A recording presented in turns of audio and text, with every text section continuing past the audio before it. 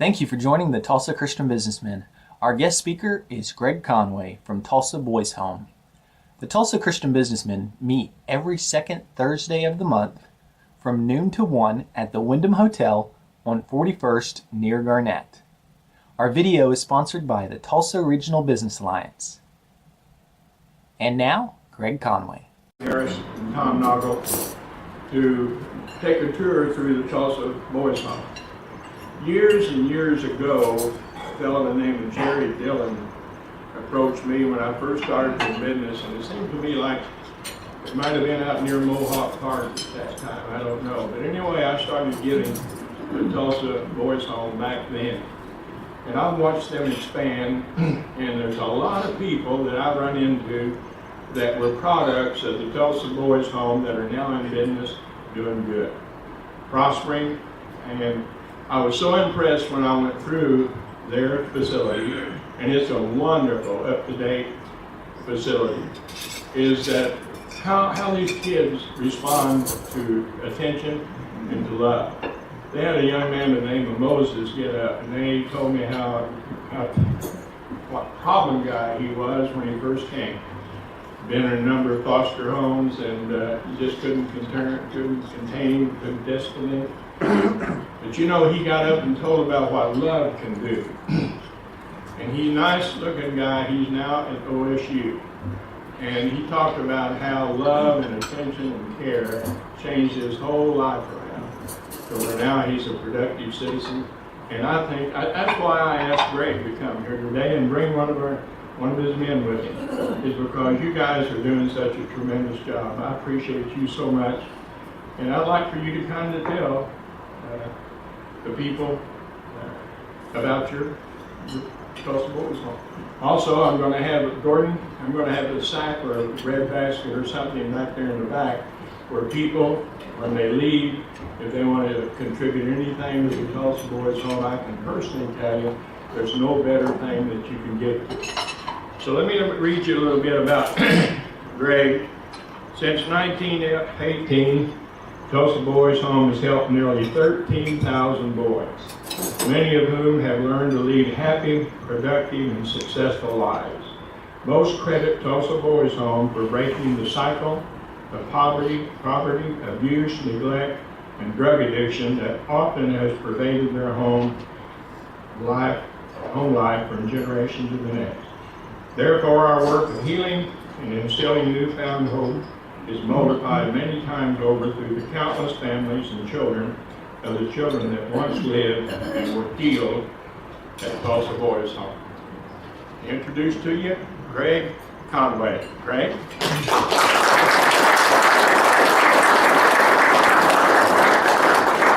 Thank you, Ted. Good afternoon, everybody. So, how many of you all have heard of Tulsa Boys Home? Okay, great. How many of you all that just raised your hand think you know with a fair amount of accuracy what we do and who we do it with at this point in time? Okay, a few. Okay, exactly. So, that's our newest initiative at the Boys Home. And I'm just going to try to wet your whistle a little bit today, because really what I want you to do is to come out and take the tour that Ted referred to. I want to recognize and acknowledge, Ted already did Tom Noggle. Tom's one of our board members. How many years now, Tom, on the board? 17 years on our board. Tom's one of our major supporters of the Boys Home. So I'd like to recognize Tom. I don't get the chance to do that very often.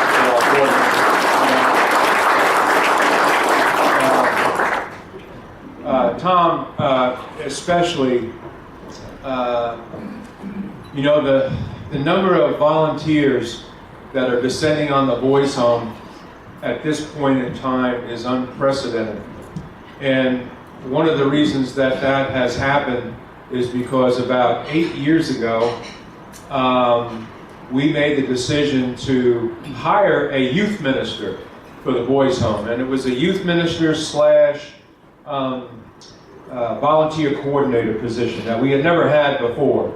And up until that point, we had volunteer youth ministers come in, or pastors, and they would have services for the boys, various denominations. But I will tell you, until we sort of put our money, and I remember the day that I sort of threw this out to our board and said, I think we need a youth minister on our payroll. And I don't say this to every organization, by the way, but I'm telling you, when I made that announcement after the board meeting, Tom, I don't know if you remember this, but Tom approached me after the meeting and said, you know that youth minister position thing you were talking about? Now that's something I would have an interest in. And I said, really? And so anyway, we went to lunch. I shared with Tom sort of what the vision was for that. And Tom has financially supported that position since the very beginning. And actually, he's made arrangements for that position to be in place at the boys' home in perpetuity. So again, and here's what's happened because of that position.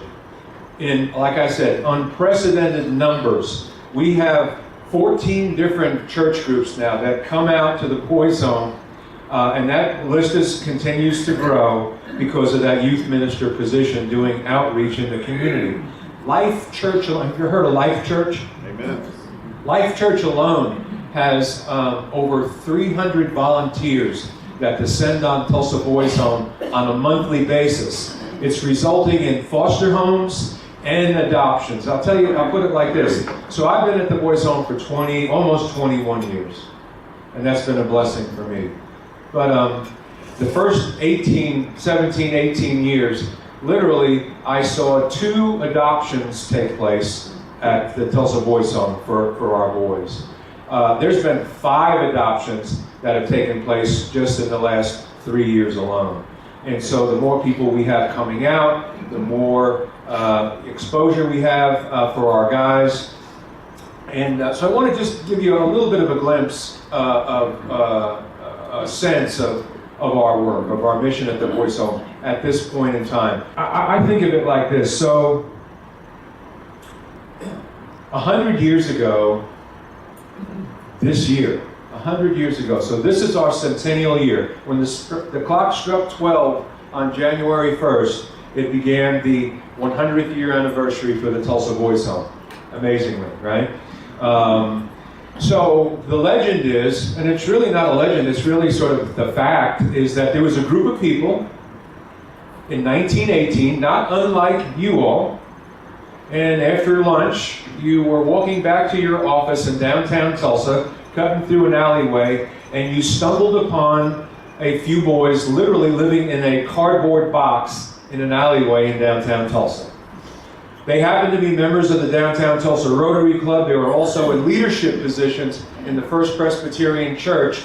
They circled the wagons. You know, they were appalled, you know, at what was these kids that were homeless living on the streets in downtown Tulsa, and the mission of the Tulsa Boys Home was born. The very first Boys Home was on Boston Avenue. You know where the First Presbyterian Church is on Boston? Right across the street was the original parsonage, a little frame house, and that's what they put together to create the first Boys Home. But here's the thing. Here we are, the year 2018, 100 years later, and I could make the argument with you today that there is 10 times the need today for the mission of the Tulsa Boys Home than there was 100 years ago. It was founded as an orphanage, and 100 years later, 40 of our 64 boys are, in fact, the orphans of the 21st century. But here's the distinction. So 64 boys, 40 are orphans. They're wards of the state. They come through the child welfare system. But in 1918, those boys that were living in an alleyway that were orphaned, their parents, and by the way, that's when, if you look at history, that's when the orphanage began to spring up around in our country. Beginning on the East Coast, upstate New York, Pennsylvania, Massachusetts, working its way westward, St. Louis. You've heard of one of the famous ones in Nebraska, right? Father Flanagan's Boys Town up in Nebraska. Why was that? Why all of a sudden the emergence of orphanages across the country? Because their parents of these kids were being killed in World War I. Okay, and there were also plagues and diseases that we didn't have medicines for back then. So these large families that had all these kids, they couldn't take care of them. So the orphanages, most of the orphanages were faith-based, began to spring up and take care of these kids. But here's the distinction now. Our boys that are wards of the state, that are the orphans of the 21st century, are not showing up on our doorstep because their parents were killed in the war or because they died of the bubonic plague. Our guys are orphans and show up at Tulsa Boys Home because of the severe nature and extent of the abuse and neglect that they experience at the hands of their primary caregivers. That's the difference. I'll put it to you like this. Can you watch local network TV, channel 2, 6, 8, Fox 23, during the course, or read the Tulsa World, during the course of 1 5-day period, and not read about some little child that some adults did something really horrific to, right? Okay.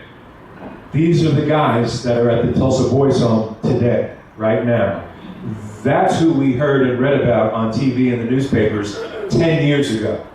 So now it's been 10 years since we read about them, and the boys that, those little kids that we're reading about this week, those are the ones that'll be at the boys' home, some of them, 10 years from now. The average number of failed foster home placements of our guys at the boys' home, 15 to 20. I did an exit interview. I try to do an exit interview with all the boys when they're leaving, you know, when they're on their way out. And I did one with young Timothy the week before Christmas. And I said, so Tim, so this is, how long you've been in DHS custody since you were 3, right? 3 or 4? And he goes, that's right, Mr. Conway. And I said, so you were in, how many places were you at, did you live in before you came to the Tulsa Boys Home? He said, 50. I said, 15? He goes, no, 50, 5-0. So I want you to think about it, yeah, you know, and we do that, you have to come for a tour. I can just give you just a little glimpse, you know, of our work, but you really need to come out and, right, Tom, and see our campus and see what we're doing. It's 1-hour tours. We do them twice a month, you know, and I'll leave you with the contact info before I leave, so you can come out and see us. But you know, think of a kid, you know, you have grandchildren, or a grandson, or or a son, or a daughter, or a niece, nephew, something. So think about that little guy. I have 2 grandsons now. I just got back from Italy. I got to see my youngest grandson for the first time. He's 8 weeks old. And my son's in the Air Force. And thank you for your service, Andy. You know, my son's over there. He was fighting the bad guys in the Middle East 2 years ago. But now he's in this amazing place in northern Italy. But so I think, and I was thinking about this when I was over there. My 2 young grandsons, you know, 21-month-old and an 8-week-old. Can you imagine if somebody ripped your grandchild, or your niece or nephew, or that little guy or girl? Think about at that age, at 2, 1 years old, 3 or 4. All of a sudden, somebody takes them and takes them away. And they put them in some strange shelter or some foster home, an emergency foster home, and so it begins. Their trail of tears. It's, you know, it's, and I hate it, you know. I mean, I hate to even come here and report to you that this is the world that we live in, that we still have things that happen right here in River City to young people that are unspeakable. I wish I didn't have this crap in my head, honestly. You know, and just when I've been there for 21 years. I ran the Lions Boys Ranch for 5 years before that. So I've been doing this work for 26 years, residential care, with some of the most troubled, broken kids in the state of Oklahoma. And just when I think I've heard it all, you know, I'll get the file, and I get to read every file of every boy a few days before they show up. You know, it's Yeah, I'm telling you, you don't even want to know, really. You don't, you know. So, but anyway, the good news is that there is this place called Tulsa Boys Home. You know, if Ted had given me 10 seconds or 60 seconds, I'd have come up here and said, Tulsa Boys Home is a place of healing and of hope. In the end, that's what we're about. You know, that's really, at the end of the day, what it's about. Especially for well, not just for the 40 boys that are wards of the state, but that's our job, to work with arguably some of the toughest kids, some of the most broken kids in Oklahoma, and help them heal from these wounds and give them a sense of hope for a future that they probably had long lost all hope for a long time ago. The other 24 boys that total the 64 are at the Boys Home for drug treatment. So the Department of Mental Health and Substance Abuse Services contacted us about 13 and a half years ago, and they said, hey, we heard you built some new facilities. So this was the deputy director of the Department of Mental Health, just showed up on our doorstep. And Tom remembers when I shared that with the board, and they came to us and said, hey, we hear you built some new cottages, lodges out there, and we had. And we built for some expansion, we thought, that would take place over a few years. Well, we filled up all those lodges almost overnight. And so 24 of our beds are under contract with the Department of Mental Health and Substance Abuse Services for residential treatment of teenage boys that have substance abuse addiction issues. We, in fact, at this point in time, are the only 24 beds in the state of Oklahoma certified by the Department of Mental Health and Substance Abuse Services for long-term drug treatment, period. It's us. So what are we dealing with those boys? Those boys are privately placed. They're all between 12 and 17 years old when they come. It's long-term, though, as opposed, it's not a 30-day, you know, it's 6 to 10 months of intense drug treatment. We're dealing with all the stuff you hear and read about. Meth, heroin, IV heroin use, and IV meth use is at an all-time high. It has been for the last 10 years. It's just crept back into in suburbia, you know. It's right here in Tulsa, Sand Springs, it's everywhere. It's all across the country right now. Black tar heroin, IV heroin use, and meth use, and the opiates, the pills. On any given day, half of our boys are addicted to the opiates. They're prescribed like candy, and there are things happening right now to mitigate that moving forward. So we have a lot of hope that, you know, we're going to begin to curtail some of this opiate addiction that's of epidemic proportions across our country. But anyway, those are our guys. That's just this, you know, at least a little snapshot of kind of who they are, and how we deal with them is, you know, that's another long story.